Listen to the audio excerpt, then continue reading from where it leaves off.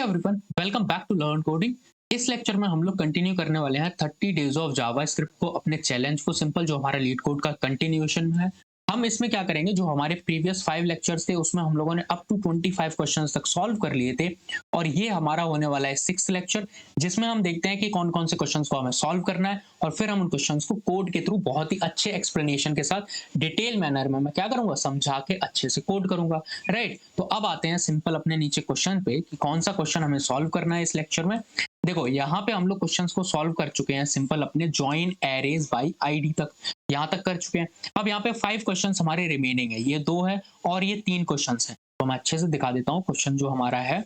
तो यहाँ पे देखो, फ्लैटन डीपली नेस्टेड एरे एक हमारा फर्स्ट क्वेश्चन है, और कॉम्पैक्ट ऑब्जेक्ट सेकंड। और उसके बाद ये जो 3 क्वेश्चंस है, event emitter, array wrapper, and जो लास्ट है कैलकुलेटर विद मेथड चेनिंग। अब देखो यहाँ पे मैं इस लेक्चर में सिर्फ 2 क्वेश्चंस को सॉल्व करूंगा। कौन कौन से?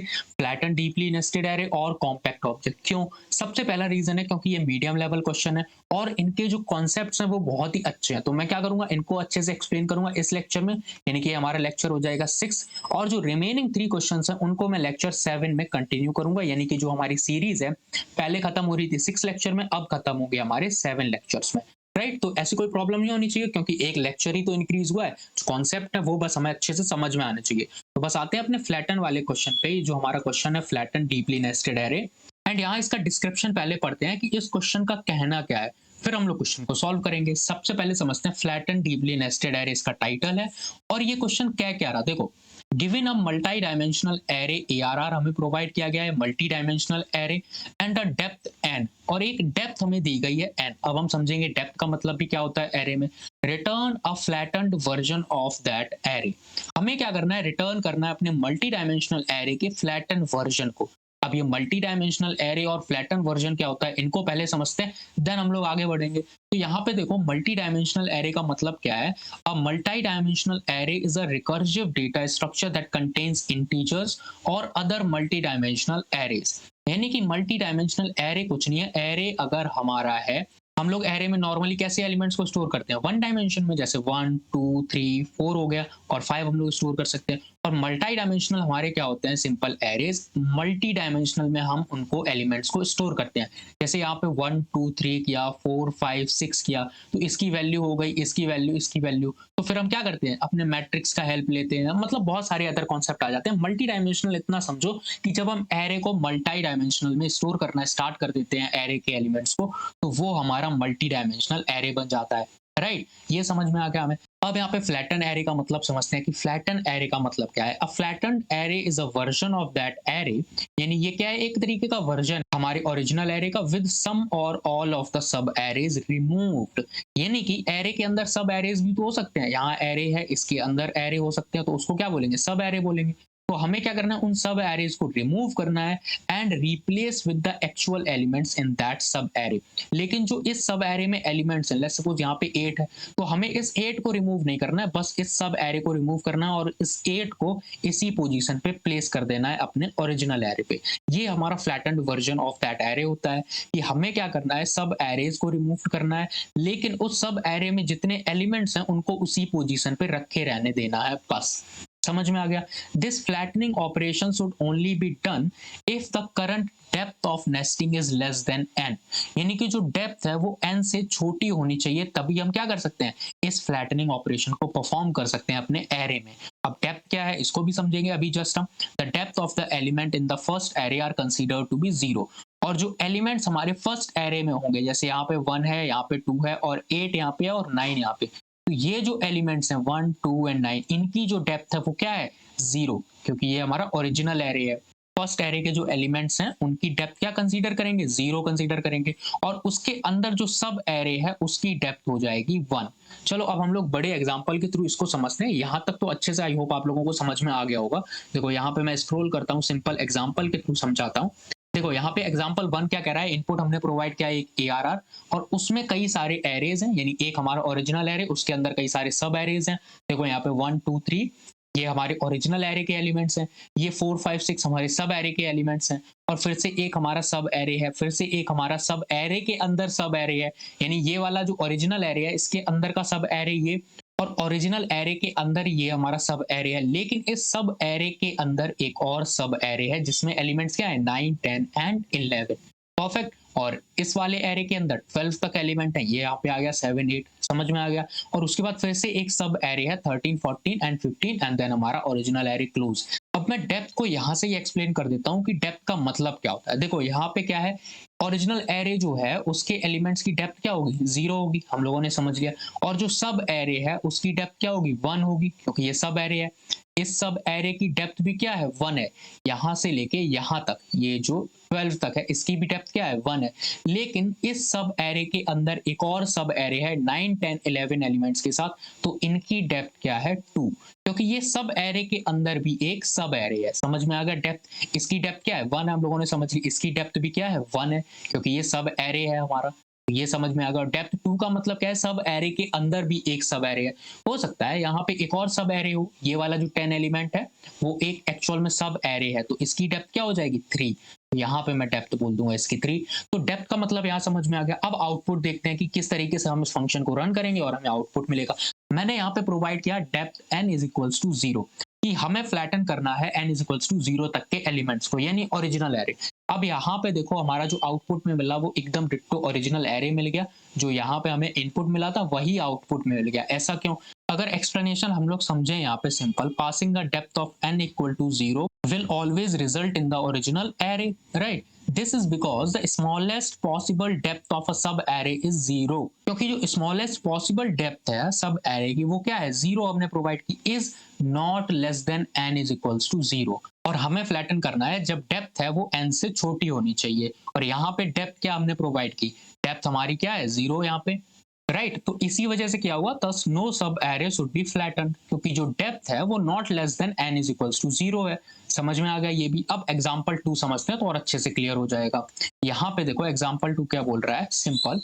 देन हम लोग कोड करेंगे। यहाँ पे इनपुट हमने प्रोवाइड किया 1 टू सेम एरे हमारा, और हमें अब फ्लैटन करना है depth n is equals to 1 तक, यानी इसकी डेप्थ 1 है तो इसको फ्लैटन करो, यानी कि इस एरे को हटा दो और इसके एलिमेंट्स को उसी जगह पे रहने दो। तो 1, 2, 3 यहाँ तक तो आ गया, उसके बाद 4, 5, 6 आ गया। और उसके बाद इसकी भी डेप्थ 1 थी, यानी इसको भी रिमूव करो तो 7, 8 आ गया ओरिजिनल एरे में। और उसके बाद इसकी डेप्थ 2 थी तो इसको फ्लैटन नहीं करना है, तो ये हमारा सब एरे कंसीडर किया जाएगा। देन इसकी भी डेप्थ 1 थी 12 की, तो इसको भी हटाओ यहाँ से, तो 12 भी हमारा ओरिजिनल एरे में आ गया। और 13, 14 एंड 15 की भी डेप्थ क्या थी, 1 थी, तो इसको भी क्या करना, फ्लैटन करना। ये भी समझ में आ गया। वैसे ही डेप्थ अगर 2 है तो इसको भी फ्लैटन कर दो, राइट। तो अब समझ में आ गया कि इनपुट एक्चुअल में है क्या और आउटपुट किस तरीके से जनरेट हो रहा। अब बस हमें कुछ नहीं करना है, इसको कोड करके देखना है। कैसे करेंगे चलो समझते हैं। यहाँ पे बस कॉन्सेप्ट समझ में आ गया, flatten array, multi dimensional array और डेप्थ ऑफ एरे क्या होती है। चलो यहाँ पे अब हम लोग करेंगे कोड। सिंपल दिया क्या गया हमें, एक हमें फ्लैट फंक्शन दिया गया है सिंपल। हमें क्या करना है, सबसे पहले तो चेक करना है अगर n की वैल्यू 0 है तो क्या करना है, जो हमारा ओरिजिनल एरे है उसको रिटर्न कर दो। तो यहाँ पे मैं कंडीशन चेक लगा दूंगा, if n is equal to यानी ट्रिपल इक्वल 0 है तो क्या करना है, रिटर्न कर दो हमारे ओरिजिनल ARR को। परफेक्ट, ये भी हो गया। अब हम चेक करते हैं जो हमारा एरे है, यानी एल्स ब्लॉक में आते हैं। यहाँ पे हम लोग एल्स ब्लॉक लिखेंगे अपना, और इस एल्स ब्लॉक के अंदर अब हम अपना पूरा कोड लिखेंगे। सबसे पहले क्या करेंगे, एक आउटपुट नाम का एरे हम लोग क्रिएट कर लेंगे। आउटपुट, कॉन्स्ट आउटपुट क्रिएट करेंगे। परफेक्ट, ये हमारा क्या है, एक एरे है, इसको हमें क्या करना है, रिटर्न करना है। अब हम क्या करेंगे, अपने हर एक एरे के एलिमेंट को आइटरेट करेंगे। कैसे करेंगे, चलो जो हमारा ARR है उस पे लगाओ for each method. For each method क्या करता है, हर एक एलिमेंट को विजिट करता है। तो इसमें मैं एलिमेंट नाम प्रोवाइड कर देता हूँ, और ये हमेशा एक कॉल बैक फंक्शन लेता है, तो मैं यहाँ पे एक कॉल बैक फंक्शन भी प्रोवाइड कर दूंगा इसमें। परफेक्ट, ये भी हो गया हमारा। एंड अब मैं चेक करूंगा क्या ये जो एलिमेंट है, यानी एरे के अंदर मैंने क्या किया, हर एक एलिमेंट को आइटरेट किया। देन मैं चेक करूंगा क्या ये एलिमेंट खुद में एक सब एरे तो नहीं है, यानी एलिमेंट एक खुद एरे तो नहीं है, तो ये भी तो चेक करना पड़ेगा। तो यहाँ पे मैं चेक करूंगा if array dot is array, यानी जो हमारा एरे है वो क्या खुद में एक एरे है, और क्या हमें चेक करना है इसको एलिमेंट को लेके, क्या ये एलिमेंट हमारा एरे है। अगर है तो क्या करना है, सिंपल हमें अपने फ्लैट फंक्शन को दोबारा से रिकर्सिवली कॉल करना है और फिर से यही कंडीशन चेक करो यहां तक। तो हमें क्या करना है, अपने फ्लैट फंक्शन को रिकर्सिवली कॉल करना। तो हम यहाँ पे क्या करेंगे, आउटपुट में, और जो रिजल्ट मिलेगा उसको मैं आउटपुट में पुश भी कर दूंगा। तो आउटपुट डॉट पुश, और क्या करना है, सिंपल मेरे फ्लैट मेथड को या जो हमारा फंक्शन है उसको रन करो। और किसके साथ, एलिमेंट के साथ रन करना है, और n-1। अब तो हमारी डेप्थ एक कम हो गई, क्योंकि n के लिए तो हम ऊपर ही चेक करके आ चुके हैं। देन हमें क्या करना है, एल्स में आना है कि अब जो हमारा जो एलिमेंट है वो एरे नहीं है। अब अगर एरे नहीं है तो वो सिर्फ एलिमेंट होगा, तो हमें क्या करना है, उसको भी पुश कर देना है, simple output dot push element. और उस एलिमेंट के साथ हमें क्या करना है, पुश कर देना है उसको, राइट। एंड देन हमें क्या करना है, रिटर्न कर देना है अपने आउटपुट को। सिंपल यहाँ पे आके हम ब्लॉक से बाहर आएंगे और अपने आउटपुट को कर देंगे रिटर्न। अब देखो इस कोड का कहना क्या है, पहले हम लोग समझते हैं, देन हम लोग इसको सबमिट करेंगे और रन भी करेंगे। यहाँ पे मैंने क्या किया, सिंपल समझो, मैंने चेक किया क्या डेप्थ हमारी 0 है। तो अगर 0 है तो क्या करना है, रिटर्न करो एरे को, जो हमारा ओरिजिनल एरे है उसको ही रिटर्न कर दो। एल्स देन क्या करना है, एक आउटपुट नाम का वेरिएबल बना लो, एरे हमारा वेरिएबल है, ये हमने क्रिएट कर लिया और उसमें स्टोर किया एरे। देन एरे के हर एक एलिमेंट को आइटरेट करो विद एलिमेंट नेम के साथ। देन चेक करो ये जो एलिमेंट है वो क्या एक एरे है। अगर एरे है तो क्या करना है, फ्लैट मेथड जो हमारा फंक्शन है उसको रिकर्सिवली कॉल करो इस एलिमेंट के साथ, और n माइनस डेप्थ यानी डेप्थ उसकी एक कम कर दो, और जो रिजल्ट मिलेगा उसको पुश कर दो आउटपुट में। अगर हमारा एलिमेंट, यहाँ पे मैं एल्स लिखूंगा, एल्स अगर हमारा जो एल्स में है, अगर हमारा जो एलिमेंट एरे नहीं है तो क्या करना है, तो सिंपल पुश कर दो हमारे कहाँ, आउटपुट के अंदर विद एलिमेंट। तो यहाँ पे मैं एल्स कर देता हूँ, परफेक्ट। देन मैं इसको रन करूंगा। अब देखते हैं कि हमारा अगर ये कोड अच्छे से सबमिट हो रहा है या फिर एक्सेप्टेड है या फिर नहीं है, देखते हैं। परफेक्ट, ये हमारा कोड एक्सेप्टेड हो चुका है। अब हम आते हैं अपने नेक्स्ट क्वेश्चन पे इसको सबमिट करने के बाद, और ये हमारा लास्ट क्वेश्चन होने वाला है, लेकिन अच्छा क्वेश्चन है। तो यहाँ पे देखो क्या लिखा हुआ है, कॉम्पैक्ट ऑब्जेक्ट। इसका मतलब क्या है, आ जाओ समझते हैं।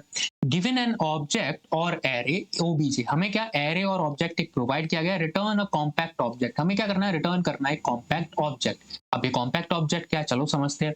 A compact object is the same as the original object। जो हमारा ओरिजिनल ऑब्जेक्ट है वही हमारा क्या है, कॉम्पैक्ट ऑब्जेक्ट है, लेकिन except with keys containing falsy values. हो सकता है एक हमारा ऑब्जेक्ट है जिसमें की वैल्यू पेयर में डेटा स्टोर है, और वो जो कीज हैं उसमें क्या है, फॉल्सी वैल्यूज स्टोर है। की वैल्यू पेयर में डेटा स्टोर होता है, हो सकता है ये जो वैल्यू है वो एक फॉल्सी वैल्यू है। तो हमें क्या करना है, कॉम्पैक्ट ऑब्जेक्ट के थ्रू इनको रिमूव करना है फॉल्सी वैल्यूज को, और जो रिटर्न करना है ऑब्जेक्ट उसमें कोई भी फॉल्सी वैल्यू नहीं होना चाहिए, और वही हमारा कॉम्पैक्ट ऑब्जेक्ट है। यानी कि जो हमारा ओबीजे ओरिजिनल है उसमें क्या होगा, की वैल्यू पेयर में डेटा होगा। तो हमें क्या करना है, इस ऑब्जेक्ट से की वैल्यू पेयर में चेक करना है कौन सी वैल्यू फॉल्सी है। जो वैल्यू फॉल्सी है उसको रिमूव कर दो, और फाइनल हमारे बचे ऑब्जेक्ट को रिटर्न कर दो। दैट इज हमारा compact object. This operation applies to the object and any nested objects. Array are considered objects where the indices are keys. Array भी हमारे एक तरीके के ऑब्जेक्ट हैं जिसमें जो इंडेक्स हैं उनको हम की कंसीडर कर सकते हैं, राइट। जो हमारे 0 1 2 होते हैं इंडेक्स, उनको हम क्या कंसीडर कर सकते हैं, की कंसीडर कर सकते हैं। A value is considered falsy when boolean value return false। अब फॉल्सी वैल्यू क्या होती है, जब हम बूलियन वैल्यू इस ऑपरेशन को रन करते हैं उस वैल्यू के साथ, तो हमें अगर फॉल्स मिल रहा है दैट मीन्स वो वैल्यू हमारी क्या है, फॉल्सी वैल्यूज है। उन्हीं वैल्यूज को हमें रिमूव करना है, सिंपल। अब एग्जांपल के थ्रू अगर हम लोग यहाँ पे समझें, देखो एग्जांपल यहाँ पे 1 क्या कह रहा है, 2 भी समझ लेते हैं। 1 एग्जांपल में इनपुट हमने प्रोवाइड किया ओबीजे, जिसमें नल एक हमारी फॉल्सी वैल्यू है, 0 फॉल्स एंड 1। 0 भी फॉल्सी है और फॉल्स तो फॉल्सी होती है, तो all falsy values have been removed from the array. 1 हमारी एक ट्रूथी वैल्यू है, तो हमें 1 मिल चुका है, राइट। अब यहाँ पे एग्जांपल 2 भी सेम है, इसको भी समझ लो, कोई प्रॉब्लम नहीं है। अब हम क्या करते हैं, कोड करते हैं सिंपल इसमें। देखो यहाँ पे हमें क्या करना है, कोड करना है। तो आते हैं, कॉन्सेप्ट समझ में आ गया, कॉम्पैक्ट ऑब्जेक्ट क्या है और किस तरीके से हम क्या कर सकते हैं इसमें। सबसे पहले तो हमें चेक करना है जो हमारा बूलियन वैल्यू है वो क्या है, फॉल्सी है या फिर नहीं है। तो कैसे चेक करेंगे, हमें क्या करना है, ऐसे ही तो रन करना है बूलियन और उस वैल्यू के साथ, राइट। और अगर ये फॉल्सी है तो क्या करना है, रिटर्न करना है अनडिफाइंड। परफेक्ट। और यहाँ पे मुझे नॉट लगाना होगा, इट मींस अगर मेरी जो बूलियन वैल्यू है वो फॉल्सी है तो रिटर्न करना है अनडिफाइंड। परफेक्ट, ये आ गया समझ में। अब मैं चेक करूंगा जो हमारा ऑब्जेक्ट जो हमें प्रोवाइड किया गया उसका टाइप ऑब्जेक्ट है या फिर नहीं है। अगर टाइप ऑब्जेक्ट नहीं है तो फिर क्या करना पड़ेगा, रिटर्न भी करना पड़ेगा, क्योंकि वो हो सकता है ऑब्जेक्ट हमारा एरे भी हो सकता है। तो यहाँ पे मैं चेक करूंगा if type of OBJ not equal to object, यानी कि जो हमारा ऑब्जेक्ट है ओबीजे उसका जो टाइप है वो ऑब्जेक्ट नहीं है, तो क्या करना है, रिटर्न करना हमारे सिंपल ओबीजे को। ये हमने देख लिया। परफेक्ट। अब मैं क्या करूंगा, नेक्स्ट सेक्शन में चेक करूंगा क्या जो ओबीजे है, अभी मैंने टाइप देखा ओबीजे नहीं है, प्लस मैं यहाँ से हटा देता हूँ। देन मुझे चेक करना है यहाँ पे या जो हमारा ओबीजे है क्या वो ओबीजे एरे है या फिर नहीं है। तो यहाँ पे मैं चेक करूंगा इफ जो हमारा ओबीजे यानी एरे डॉट इज एरे, और इसमें मैं वैल्यू पास करूंगा अपने ओबीजे, यानी जो हमें चेक करना है क्या हमारा ऑब्जेक्ट एरे है। अगर एरे है तो क्या करना है, देखो सबसे पहले तो रिटर्न करना है उस एरे को, यानी ओबीजे हमारे वेरिएबल का नाम है।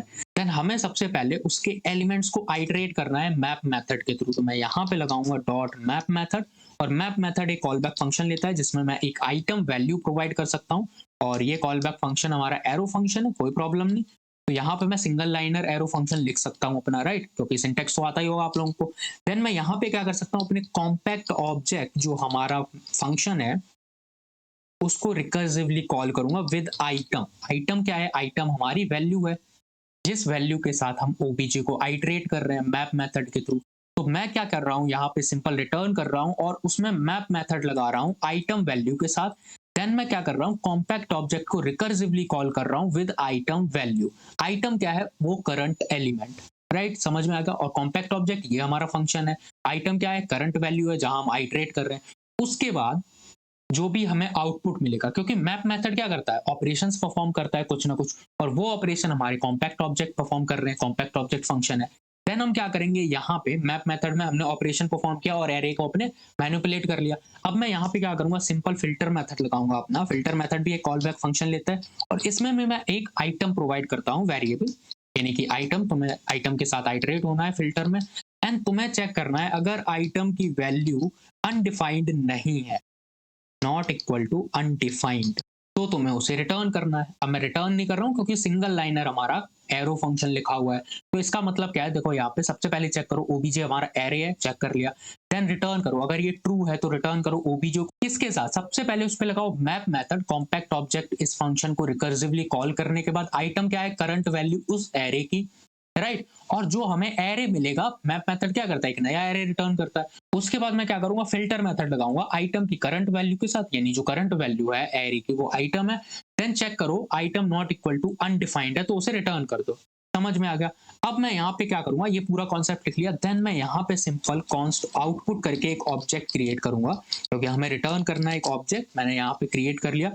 और इस ऑब्जेक्ट को अब मैं करूंगा आइटरेट, क्योंकि अभी तक सिर्फ मैंने क्या किया है, इनमें अनडिफाइंड वैल्यूज को चेक किया है। अब मुझे क्या करना है, इन वैल्यूज को रिमूव भी करना है, राइट। अभी तक सिर्फ मैंने चेक किया कौन सी वैल्यूज फॉल्स ही हैं, अब उन वैल्यूज को रिमूव भी तो करना है। तो ये जो वैल्यूज हैं उनको रिमूव करने के लिए सिंपल मैं अपना एक फॉर लूप लगाऊंगा, for in loop const in OBJ, यानी जो ऑब्जेक्ट है हमारा उसके अंदर कॉन्स्ट की यहाँ पे होना चाहिए, परफेक्ट। ये जो हमारा वेरिएबल की है इसको मुझे ऑब्जेक्ट के साथ आइटरेट करना है, और की क्या है, उसकी करंट वैल्यू ऑब्जेक्ट की, जब मैं आइटरेट कर रहा हूँ फॉर लूप के थ्रू।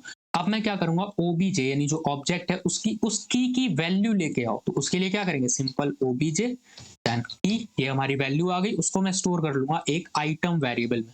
तो यहाँ पे मैं वेरिएबल क्रिएट करता हूँ कॉन्स्ट आइटम करके, परफेक्ट, मैंने स्टोर कर लिया। देन अब मैं क्या करूंगा, इस आइटम के साथ अपने फिर से कॉम्पैक्ट ऑब्जेक्ट को रन करूंगा, ये जो हमारा फंक्शन है।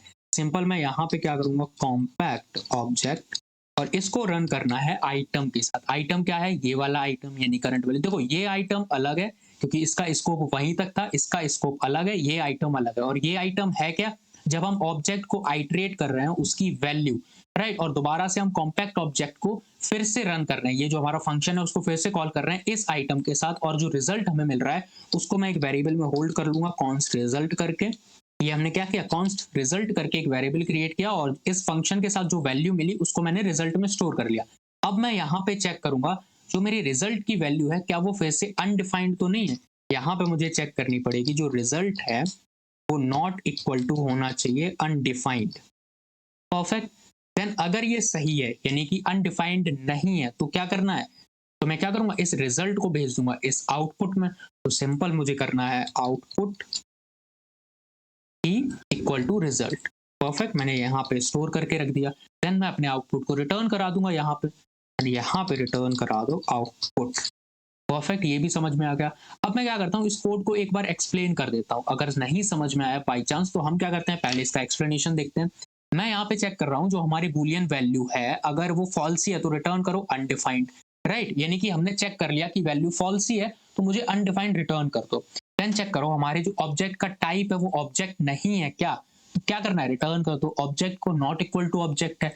अगर वो ऑब्जेक्ट का टाइप एरे है देन हमें क्या चेक करना है? दोबारा से चेक करना है, अगर हमारा जो ऑब्जेक्ट है उसका टाइप क्या है? एरे है, तो क्या करो? रिटर्न करो ऑब्जेक्ट को, लेकिन उससे पहले उसमें लगाओ मैप मेथड और फिर क्या करना है? रिकर्सिवली कॉल करना है कॉम्पैक्ट ऑब्जेक्ट को विद आइटम। आइटम क्या है? उस एरे के एलिमेंट्स, करंट एलिमेंट। जब मैं आइटरेट कर रहा हूं मैप मेथड के थ्रू, और मैप मेथड क्या करता है? हमेशा एक एरे को रिटर्न करता है, और उस एरे पे दोबारा मैंने क्या किया? फिल्टर मेथड लगा दिया, यानी मैंने मेथड की चेनिंग करी यहाँ पे, और फिर भी उसको कैसे कॉल किया? आइटम के साथ, यानी करंट एलिमेंट क्या है? आइटम है। और फिर चेक करो आइटम अगर मेरा अनडिफाइंड नहीं है तो क्या करना है? उसको रिटर्न कर देना। मैंने यहाँ पे रिटर्न कीवर्ड नहीं लिखा क्योंकि सिंगल लाइनर हमारा कॉल बैक फंक्शन है, एरो फंक्शन है, राइट? देन क्या करना है? हमने चेक कर लिया यहाँ तक, फिर करना है कॉन्स्ट आउटपुट, एक ऑब्जेक्ट क्रिएट, वेरिएबल क्रिएट करना है, और उस ऑब्जेक्ट को फिर से क्या करना है? आइटरेट करना है। कॉन्स्ट की इन ओबीजे की वैल्यू, की करंट वैल्यू होगी उस ऑब्जेक्ट की, देन ऑब्जेक्ट के की जो वैल्यू है उसको क्या करना है? कॉन्स्ट आइटम में स्टोर करना है, और फिर से कॉम्पैक्ट ऑब्जेक्ट को रिकर्सिवली कॉल करो इस आइटम के साथ। आइटम क्या है? वैल्यू है उस ऑब्जेक्ट के की, यानी जो की में वैल्यू स्टोर है उसके साथ हमें कॉम्पैक्ट ऑब्जेक्ट को कॉल करना है और रिजल्ट में स्टोर कर देना है जो भी हमें आउटपुट मिले। देन चेक करो result is not equal to undefined. क्या रिजल्ट हमारा अनडिफाइंड नहीं है? तो फिर क्या करना है? सिंपल आ जाओ, उसको भेज दो आउटपुट के अंदर, यानी आउटपुट के वैल्यू में उसको स्टोर कर दो रिजल्ट को, देन हमारे रिटर्न कर दो आउटपुट को। अब देखते हैं यहाँ पे हमारा ये कोड है जो सही से चल रहा है या फिर नहीं। मैं इसको रन करता हूँ, सिंपल परफेक्ट। यहाँ पे एक एरर आ रही है तो उस एरर को हम लोग समझते हैं। एरर कुछ नहीं है, बस यहाँ पे जो बूलियन वैल्यू मैंने प्रोवाइड की थी उसकी जगह मुझे सिर्फ क्या करना है? ऑब्जेक्ट प्रोवाइड करना है। तो यहाँ से मैं इसको मिनिमाइज करता हूँ और ऊपर आते हैं, क्योंकि यहाँ पे वैल्यू थोड़ी ना हमें कोई भी चेक करनी है, वैल्यू नाम का कोई वेरिएबल ही नहीं है। तो यहाँ पे लगाओ ओबीजे। परफेक्ट, दोबारा से रन करते हैं, फिर से कोई एरर नहीं आनी चाहिए, और आ रही है एरर। जैसे कि मैंने यहाँ पे पहले लगाया था अपने कोट्स और मैं कोट्स लगाना भूल गया। परफेक्ट, अब फिर से रन करते हैं, एरर नहीं आनी चाहिए। छोटी छोटी गलतियां जिनको मैं रिमूव नहीं करूंगा एडिटिंग से। परफेक्ट, अब ये हमारा कोड जो है वो बहुत ही अच्छे से एक्सेप्टेड हो चुका है। अब मैं कर दूंगा इसको सबमिट। देन जो रिमेनिंग हमारे 3 क्वेश्चंस बचे हुए हैं उनको मैं अपने नेक्स्ट लेक्चर, जो कि हमारा 7th होने वाला है, उसमें सॉल्व करेंगे। तो आई होप आप लोगों को ये कॉन्सेप्ट बहुत ही अच्छे से समझ में आए होंगे। देन मिलते हैं फिर अपने नेक्स्ट लेक्चर में एक नए टॉपिक के साथ।